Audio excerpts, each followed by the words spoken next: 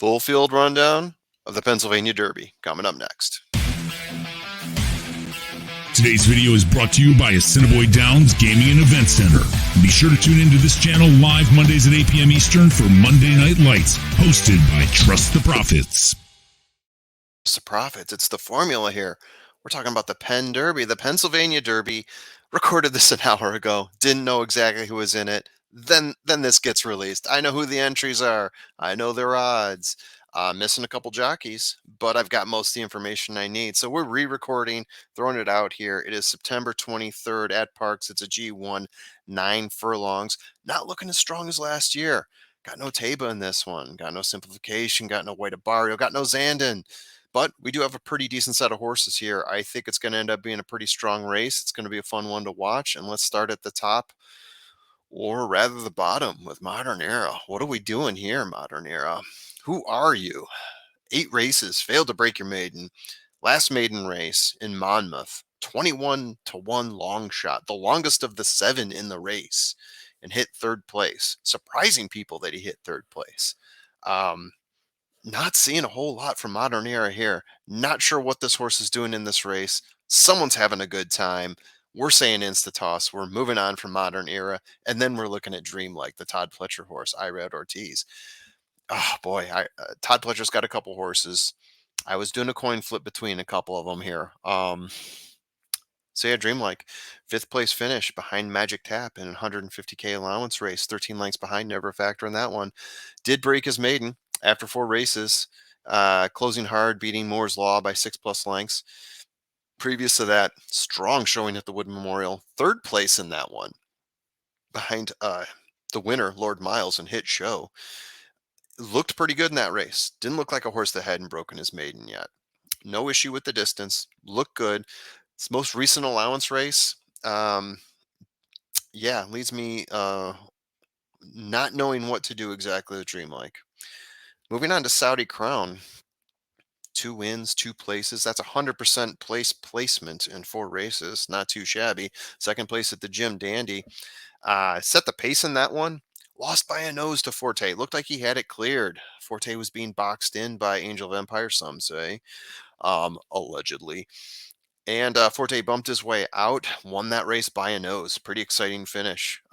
Saudi Crown really proved himself in that one, though. Looked really strong, almost had the victory.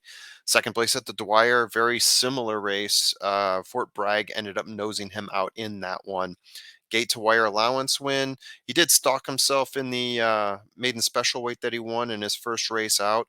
Very impressive horse that Brad Cox has here. Likely pace setter, a lot of speed down the stretch, and a lot to like about Saudi Crown. Magic Tap, 2 wins in 4 races. One of the more young horses in this race, I guess you could say. Saudi Crown also pretty young, but successful. Has never run in a stakes race yet. 1st place in a 150K 9 furlong allowance race, beating Film Star by a neck in that one. 2nd place finish in 127K 9 furlong race. Losing by a neck to Tappett's Conquest in that one. A race where he set the pace. Nearly took back the lead at the end. But yeah, did finish just a nose off. So looking pretty impressive into 2 heavy purses in allowance races, going the distance of this race as well. Broke his maiden, going gate to wire, beating Mr. McGregor by 6 lengths there. Asmussen, Gaffleon. It's a pretty strong combo. Scotland, 3 wins in 5 races, 1 2nd place finish. The race that he didn't finish in the money was a Travers. He set the pace in that one. We were wondering, I had in my notes here, he was the wild card. He had won in 100 different ways, it seemed. And he looked like maybe he was the pace setter, and he was. And that got him 6th place in the Travers. Arcangelo and others passed him up, left him 10 lengths back at the finish. Did win the Curlin Stakes before that, beating Il Miracolo in that one, Blazing Sevens, 3+ lengths off. Winner of the mile, 127K allowance race at Churchill Downs. Definitely think he's going to be pace, but it didn't do a whole lot from last race. So I'm very curious to see what they do with Scotland. Bill Mott, what kind of tricks do you have up your sleeve with this horse? In my opinion, you definitely play off of the pace. I don't think you want to get involved in the pace in this one. There's going to be a couple reasons why. We talked about Saudi Crown already, but there's others out there as well. Daydreaming Boy. 11 races, 4 wins lifetime. All 4 wins are allowance or his maiden. No stakes wins for him yet. Third place at Smarty Jones, closing from seventh place to finish 4 lengths behind Il Miracolo. Previous to that, 2 allowance wins at Parx, fifth place finish before those. Fifth place finish at the Bayshore G3 at Aqueduct, 5 lengths behind Joey Freshwater in that one. 90% of his races are at Parx, so this is definitely a horse for the course. Deep closer. At his best, he finds a kick down the stretch. Is he able to do it while classing up, though? Uh, what he's shown before, probably not, but we'll see. We'll see. It could be it could set up well for a closer in this race. West Coast Cowboy. 2 wins and 7 races for West Coast Cowboy, the Saffy Joseph Jr. horse. He's got a different Tyler on this one, Tyler Connor, at least per what I had read before. Although, since I don't have all the jockeys in place, I'm not 100% sure that's official yet. Second place finish at the West Virginia Derby. Sticking close to the pace in that one, overtaking the pace setter, one in Vermilion, a horse I thought might actually enter into this race, but didn't. And then passed down the stretch by Red Route 1, who ended up winning that race by 3 lengths. Never got out of fifth place at the Iowa Derby, losing by 3 lengths to one in Vermilion. How did he do that? That wild race where it looked like one in Vermilion had the win, or maybe it was a dead heat for first. One in Vermilion got DQ'd in that one, and you had blowout odds for how did he do that. Won a 51K allowance race before that, stalking the pace, beating big data.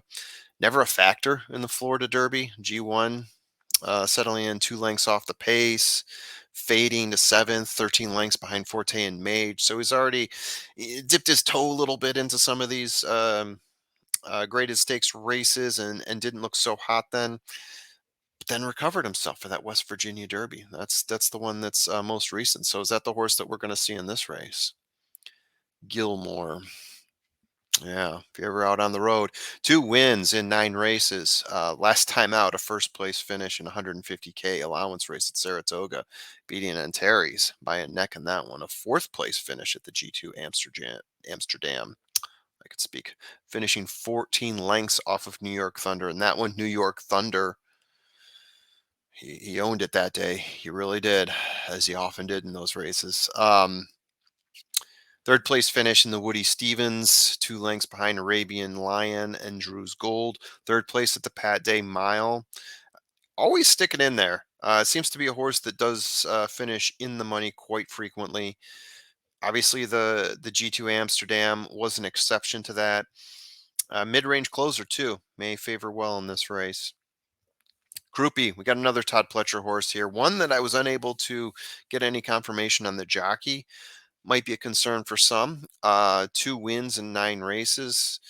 Can also say 7 in the money finishes in 9 races. 100% in the money for maiden and allowance races, 0% in stakes races so far. Took him 6 maiden special weights and two two stakes races before he did finally break his maiden, and then he followed that up with an allowance win. First place win at the 150 at a 150K 9 furlong race that was cut down to 3 horses, originally scheduled to be on turf. He won by 3 lengths over Royal Spirit. His time was pretty good, though. I do want to point this out. His time was pretty good. 149, 149.76. In the 2 graded stakes races he ran in before then, right? These are Derby prep races, both 9 furlongs. Ninth place at the Wood Memorial. Never a factor in that one. Lord Miles won that one. Seventh, the Risen Star. In both those cases, slower races, 151. So I think we're seeing improvement here for Krupe. Just want to throw that out there, especially at the distance that we're seeing this race be run in.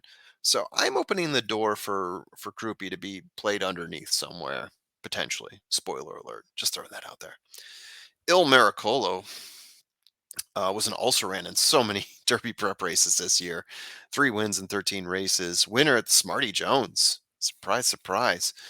Winning by a length there in that race. Second place finish in the 5-horse Curlin Stakes, stalking Scotland, but never able to overtake him and losing by 3 lengths to him in that race. Seventh place finish at the Belmont Stakes, starting in 8th place, but never factoring in. He was 18 lengths out behind Arcangelo in that one. Yeah, I mean, we can go down the list. There's some more races he ran in here in terms of Derby prep races, but never really factoring into any of them. It seemed like Santa was really trying to push his luck and get him into the Derby. Can you blame him? But how's he going to face a whole bunch of competitors, Derby level competitors in this race? We will see. Here we go. Reincarnate. Okay. So this is, uh, the most interesting horse to dig into here. This is a horse that was on the Derby Trail. It's a horse that ran in the Derby, but he was a horse that was being trained by Bob Baffert, and therefore Bob Baffert had to hand him over to Tim Yakteen halfway through the season, and things changed, right? So last time out, he did win the Elmitos. I always screw that up. Derby, a 5-horse field. He beat Skinner in that one by 2 lengths. Not too bad. Went to gate to wire in that race, winning it. Um, the Los Al, that was his first race back with Bob Baffert since switching from Yakteen. Switching to Yakteen. Yeah, you know what I mean. First race back with Baffert, no longer with Yakteen. Previous race was the Derby. Got on the pace there, blistering pace, couldn't hold it up. He was in third place at the 4 furlong mark, 13 by the end, way, way, way, way behind Mage. Um, Third place at the Arc Derby behind Angel of Empire. Third place at the Rebel behind Confidence Game. Previous to that, he was with, um, you know who, Bob Baffert. Sham Stakes. He won that one. It was a small race. Beat Newgate in that one. Not super impressive. This is a pace setter. This is a horse that will want to get on the pace. He will want to compete with Scotland if he's on the pace. He will want to compete with Saudi Crown if he's on the pace, which I'm assuming he will be. Um, so yeah, you're going to get some challengers on the pace here and some pretty high level ones, including Reincarnate. The big question is how does he react to being trained by Bob Baffert now? Is he going to all of a sudden take a step forward, kind of like Taba did, right? Not that we saw Taba run a whole lot of races like we did with Reincarnate with Yakteen, but maybe there's some sort of change here with Bob Baffert taking the reins over again. So where does that leave us? Yeah. In summary, I'm going with Saudi Crown on this one. I like Saudi Crown the best. I think of all the horses that have been putting up large paces, even though he has yielded at the end, lost by a nose in a few of those, he's looked good at the end.